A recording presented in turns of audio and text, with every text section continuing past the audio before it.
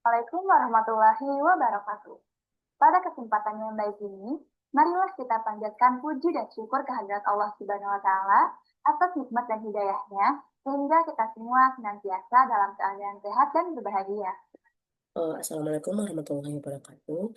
First of all, I would like thanks to Allah Subhanahu wa Ta'ala who has given us mercies and blessings until we can get the happiness today. Amin.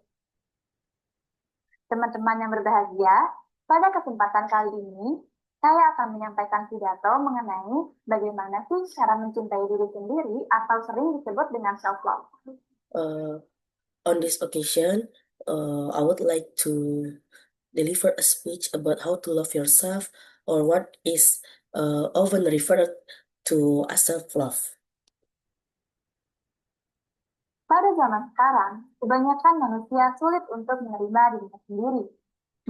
In today's era, many people find it difficult to accept themselves. Bahkan mirisnya, manusia lebih sering mencaci dan membenci dibandingkan menerima dan mencintai diri sendiri. Ironically, people tend to criticize and hate themselves more often than accept and love themselves. Padahal, dibanding membenci, mencintai diri sendiri atau sering disebut dengan self-love itu jauh lebih bermanfaat loh teman-teman. Even though loving oneself, or what is commonly known as self-love, is far more beneficial.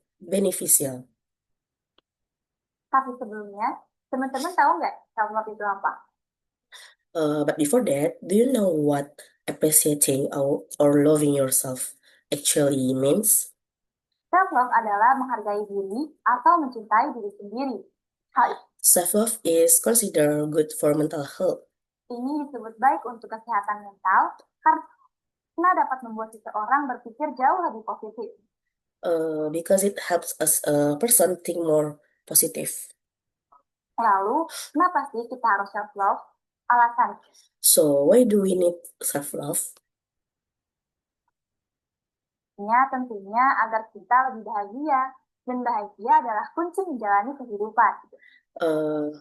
So the reason is that we can be happier because happiness is the key to living life.